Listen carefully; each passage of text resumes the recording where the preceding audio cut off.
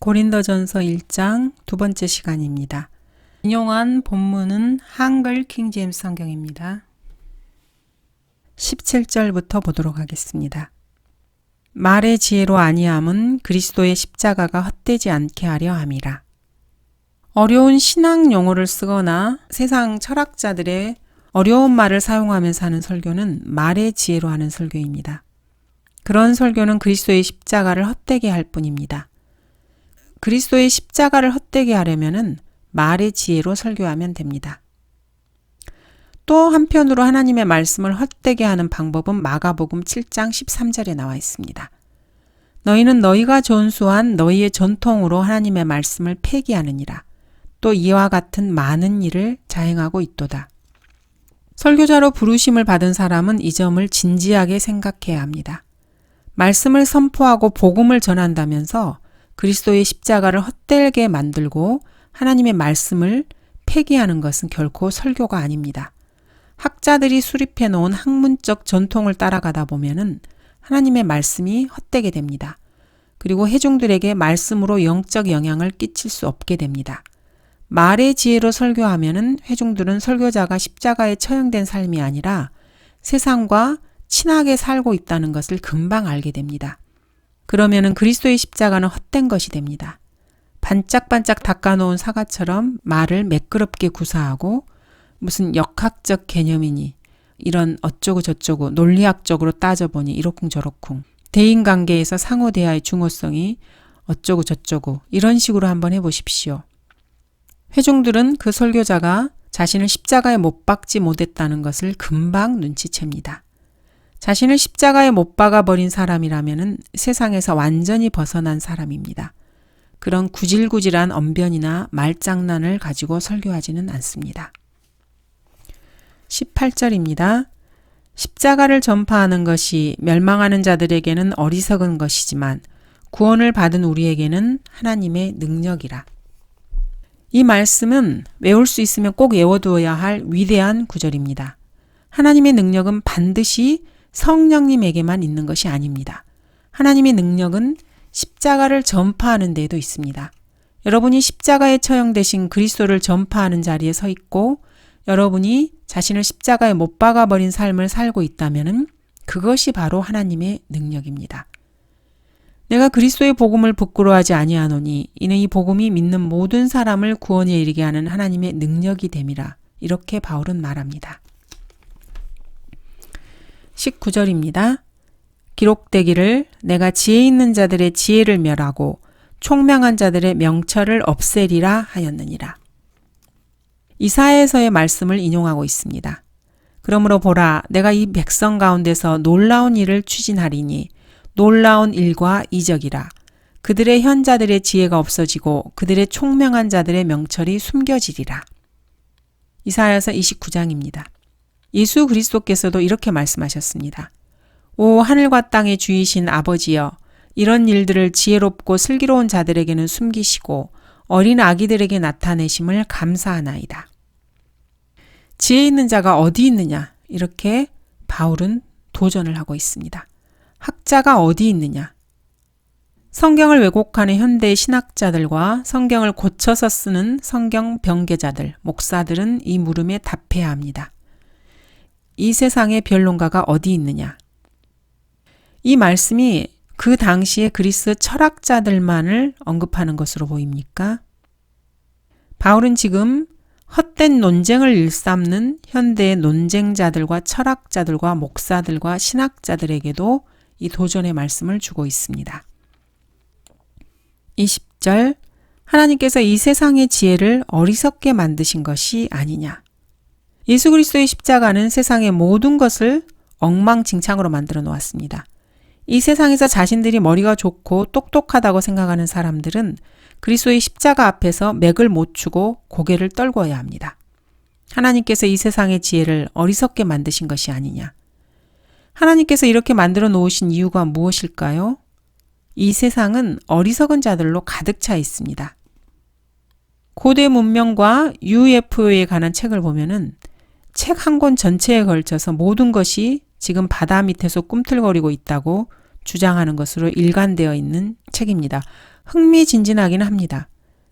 그런 책들에 보면은 UFO도 바다 밑에서 출현한다고 합니다. 또 고대의 지혜라는 그런 책도 있습니다.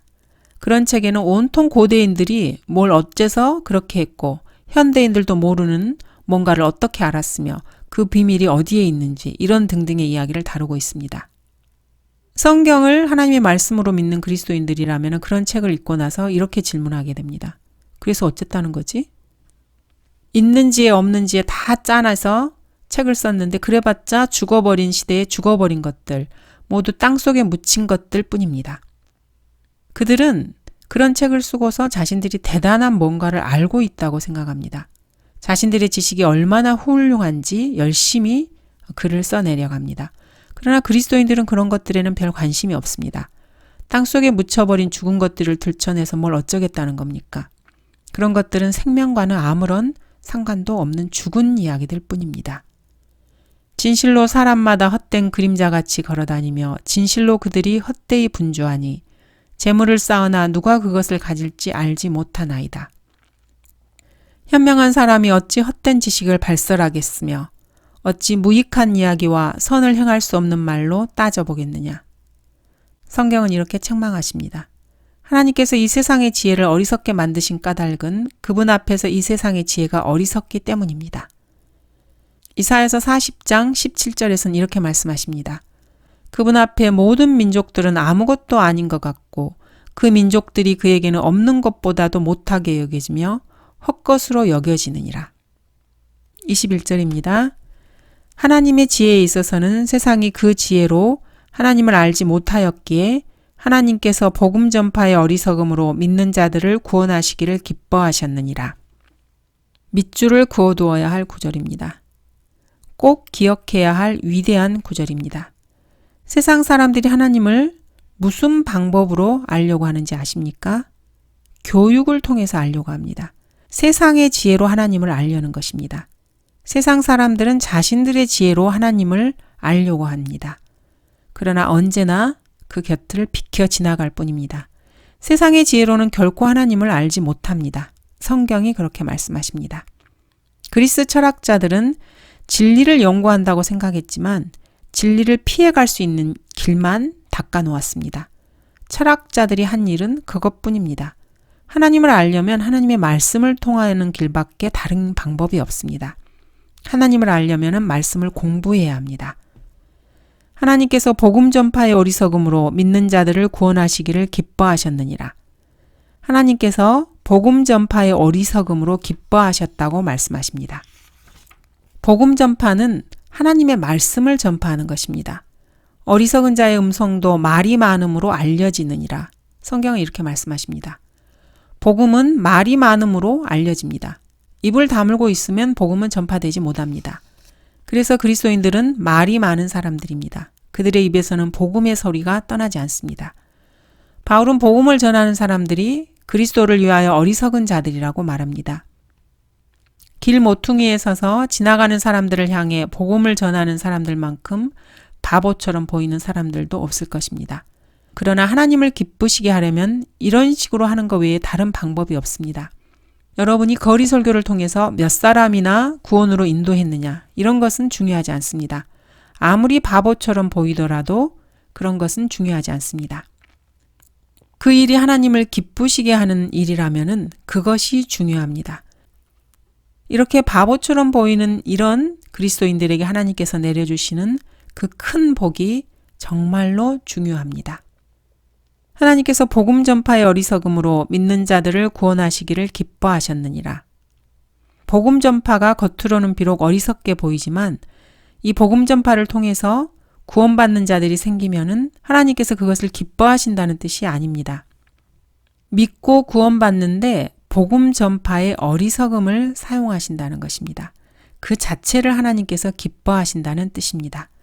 여러분은 복음을 전파하면서 자신이 완전한 사람으로 보이고 싶습니까?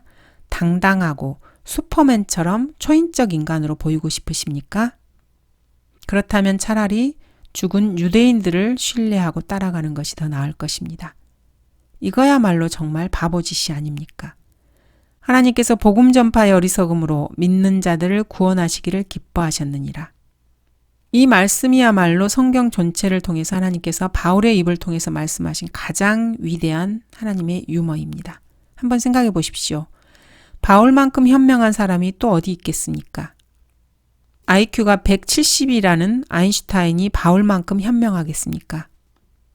아인슈타인에 대한 다음의 이야기를 들으면 여러분들은 그의 IQ가 반으로 뚝 잘라서 한 85 정도밖에 안 된다고 생각하게 될 것입니다. 어떤 루터교의 목사가 한 번은 아인슈타인에게 성경 말씀을 전한 적이 있습니다. 목사가 성경을 펴자 아인슈타인은 대뜸 당신이 성경을 믿는 만큼 수학도 진리라는 걸 아십니까? 수학도 진리란 걸 믿습니까? 이렇게 물었습니다. 목사는 수학도 믿지요. 이렇게 말하니까 아인슈타인은 맞아요. 수학 공식의 신뢰성은 하나님의 신뢰성과 맞먹지요. 이렇게 말했습니다. 그의 말에 절대적으로 동의할 수 없었던 그 목사는 수학 공식이 어떻게 하나님과 맞먹습니까? 수학 공식은 하나님이 세워놓으신 법칙의 일부일 뿐입니다. 당신의 말대로라면은 내가 주일 예배 때 하나님의 말씀 대신에 수학 공식에 대해서 설교를 할 수도 있겠군요. 그러면 나는 아마 맞아 죽고 말 겁니다. 그리고 목사는 이렇게 말합니다. 박사님, 나는 당신이 하는 일을 존중합니다. 그렇지만 수학 공식에 대한 박사님의 견해에는 결코 동의할 수 없습니다. 당신이 이 문제를 두세 번 깊이 생각해 보기를 바랍니다. 자신의 생각이 틀렸다는 것을 깨닫게 될 것입니다. 제가 주 예수 그리스도에 관한 성경 말씀을 읽어드릴 테니까 한번 들어보세요. 이렇게 하면서 성경을 펴려고 하자 아인슈타인은 또 나는 하나님보다는 수학 공식을 더 믿습니다. 이렇게 퉁명스럽게 내뱉었습니다. 아인슈타인은 세상을 떠났습니다. 그리고 결국 그는 지금 지옥에 있습니다. 그의 두뇌력이 다른 사람, 세 사람을 합친 것만큼 대단했다고들 말합니다. 그렇지만 바보였습니다. 그는 육신적인 사람이었고 마귀에게 사로잡힌 천치였습니다. 마귀는 머리가 좋다고 생각하는 자들을 그런 식으로 미혹해서 지옥으로 던져버립니다. 마귀는 사람들을 지옥에 보낼 수 있는 온갖 미혹을, 근거를 얼마든지 찾아내는 능력을 가진 자입니다. 22절 유대인들은 표적을 구하고 헬라인들은 지혜를 찾지만 유대인들은 표적을 구할 수밖에 없는 사람들입니다. 그들은 표적으로 시작한 민족입니다. 출애굽기 4장은 이렇게 말씀하십니다. 만일 그들이 너를 믿지 아니하고 처음 표적의 소리에 경청하지 아니하면 그들이 나중 표적의 소리는 믿으리라. 모세가 손에 들고 있던 막대기가 뱀으로 변했다가 다시 막대기로 원상복귀되었습니다. 이것이 첫 번째 표적이었습니다. 그 다음에는 모세가 손을 품에 넣었다가 꺼내보니까 문둥병에 걸려 있었습니다. 다시 품에 넣었다 꺼내보니까 손이 깨끗해졌습니다. 이것이 나중 표적이었습니다. 이런 표적을 보고 이스라엘 백성은 모세를 믿었습니다. 이렇게 유대 민족은 표적으로 시작되었습니다. 그러므로 유대인은 언제나 표적을 구합니다. 반면에 헬라인들은 지혜를 구합니다. 헬라인들은 교육을 받은 사람들이었습니다. 그래서 지금 이 시대에도 자신이 똑똑하다고 생각하는 사람들은 그리스 철학자들을 찾아갑니다. 성경에는 두 가지 종류의 지혜가 나옵니다. 헬라인들에게는 모든 지식이 곧 지혜로 통했고 모든 지혜가 곧 지식으로 통했습니다. 이것은 잘못된 것입니다. 성경이 말씀하시는 참다운 지혜는 그런 것이 아닙니다. 보라, 주를 두려워함이 곧 지혜요. 악에서 떠나는 것이 명철이니라. 성경은 이렇게 정의를 내리고 있습니다. 구원받은 사람들에게는 그리스도가 곧 하나님의 지혜입니다. 부르심을 받은 사람들에게는 유대인들에게나 헬라인들에게나 그리스도는 하나님의 능력이요 또 하나님의 지혜니라. 헬라인들은 이것을 알지 못합니다. 이 시대에 자신이 머리가 좋다고 생각하는 사람들 역시 이것을 알지 못합니다. 23절입니다. 우리는 십자가에 못 박히신 그리스도를 전파하노니 이것이 유대인들에게는 거치는 것이 되고 헬라인들에게는 어리석은 것이 되지만 그러나 우리는 십자가에 처형되신 그리스도를 전파합니다. 이것이 유대인들에게는 장애물로 여겨지고 헬라인들이 보기에는 어리석은 것으로 보입니다. 바울은 이방인들, 즉 헬라인들에게 십자가에 처형되신 그리스도를 전파했고 당시의 지성인들이었던 아테네의 철학자들에게 그리스도의 부활을 전파했습니다. 그들의 반응이 어땠습니까? 그 사람들이 죽은 자의 부활을 들을 때 어떤 사람들은 비웃고 그리스 철학자들의 눈에 이것은 어리석게 보였습니다. 그래서 비웃었던 것이죠. 십자가에 처형되신 그리스도를 전파하는 것은 유대인들에게는 거치는 것이 되었습니다. 왜 그랬을까요? 바울은 이렇게 설명하고 있습니다. 어찌하여 그렇게 되었느냐? 이는 그들이 믿음으로 의를 구하지 아니하고 율법의 행위로 되는 것처럼 구하였기 때문이라. 그들이 그 걸려 넘어지게 하는 돌에 넘어진 것이라. 율법은 죄인을 의롭게 만들어주지 못합니다. 율법은 인간이 의롭지 않다는 것을 확인해 줄 뿐입니다. 아무리 노력해도 율법은 유대인들이 뛰어넘을 수 없는 걸림돌이었습니다. 바울은 유대인들에게 이 사실을 역설했습니다.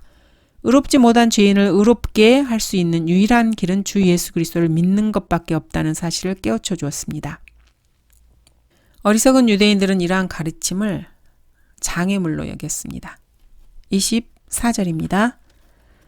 부르심을 받은 사람들에게는 유대인들에게나 헬라인들에게나 그리스도는 하나님의 능력이요 또 하나님의 지혜니라. 위대한 구절입니다. 여러분은 그리스도를 영접했습니까? 그렇다면은 여러분은 하나님의 양자로 부르심을 받았습니다. 그리고 거룩하게 되도록 부르심을 받았고 예수 그리스도의 형상과 일치되도록 부르심을 받았습니다. 이방인이나 유대인이나 구원받은 사람이라면 누구에게나 차별이 없습니다. 그리스도는 하나님의 능력이요 또 하나님의 지혜니라. 그리스도는 하나님의 능력이십니다. 성경도 하나님의 능력입니다. 복음 전파도 하나님의 능력입니다. 복음 자체도 하나님의 능력입니다. 또 성령께서도 하나님의 능력이십니다. 그리스도는 하나님의 능력이요 또 하나님의 지혜니라. 왜 그렇습니까? 그 다음 절에 답이 있습니다. 이는 하나님의 어리석음이 사람들보다 더 지혜롭고 하나님의 연약함이 사람들보다 더 강하기 때문이니라. 그리스도께서는 갓난 아기라 해도 장성한 청년보다 더 강력한 능력을 가진 분이십니다. 그리스도께서는 십자가에 달리시고 예루살렘의 그 누구보다도 강한 분이셨습니다. 이렇게 하나님의 연약하심이 사람들보다 더 강합니다. 십자가는 하나님의 지혜였습니다. 그러나 지혜 있다고 생각하는 사람들은 하나님의 이런 지혜를 깨닫지 못합니다. 십자가에 달리신 그리스도께서는 하나님의 연약함이셨습니다. 그러나 그분은 이 세상 누구보다 강하신 분이십니다. 이 세상 그 누가 죽음으로 다른 사람의 죄를 깨끗이 씻고 의롭게 해서 영생을 줄 수 있겠습니까? 이것이야말로 하나님만이 하실 수 있는 일입니다. 26절입니다.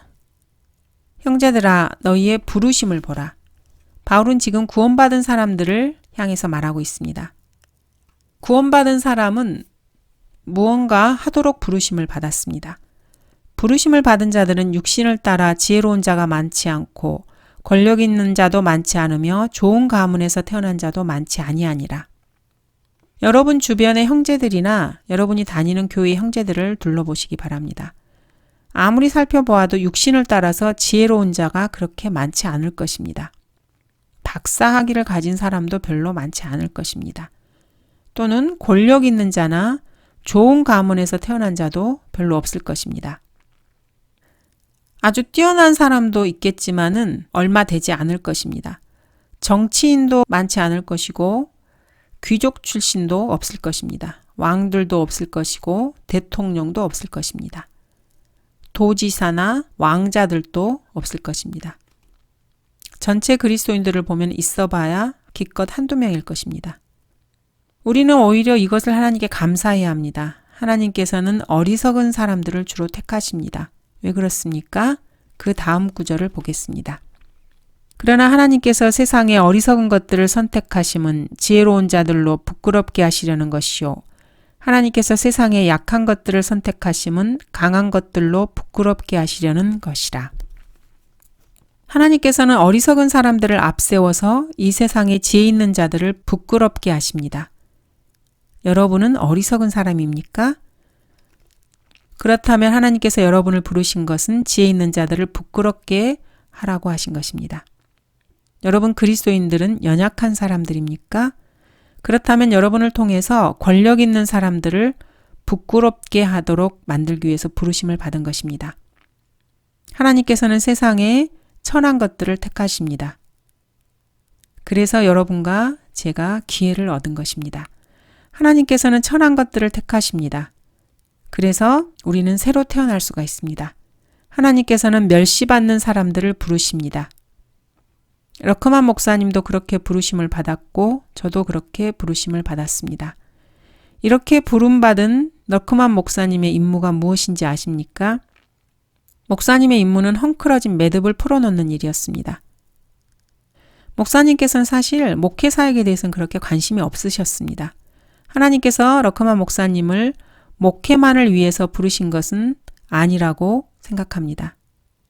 러크만 목사님께서는 자신도 마음만 먹었다면 빌리 그라함이나 잭 베니 그리고 하다못해서 불쌍한 알 로버츠 같은 부흥사가 되어서 대도시를 누비고 다니면서 수천 명의 군중들을 모아 설교하고 구령하는 일에 종사하실 수도 있었을 것입니다.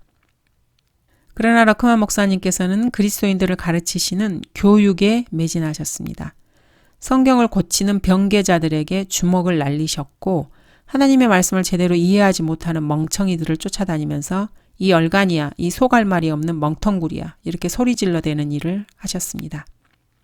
하나님께서는 러크만 목사님에게 이런 일을 하도록 부르셨습니다. 목사님은 그거를 잘 알고 계셨습니다. 목사님께서는 자신의 지난 날을 되돌아보면서 하나님께서는 이런 일을 수행하도록 자신을 오랫동안 준비시켜 왔다는 것을 아셨습니다. 한 번은 친구가 이런 농담을 하기도 했습니다. 하나님께서는 복음 전파 사역을 위해 빌리 썬데이를 한번 농담 삼아 불러내셨다면은 피터 러크만은 그리스도인 교육 사역을 위해서 한번 장난 삼아 불러내신 모양이야. 친구의 농담이었지만은 목사님께서는 그 말씀을 마음속 깊이 새기셨습니다. 그리스도인의 교육은 목사님께서 할 수 있는 일이었습니다. 하나님께서는 그 일을 위해서 목사님을 부르셨습니다. 그리고 하나님의 요구대로 그 일을 반드시 이루실 것이라고 마음을 다지고 계십니다.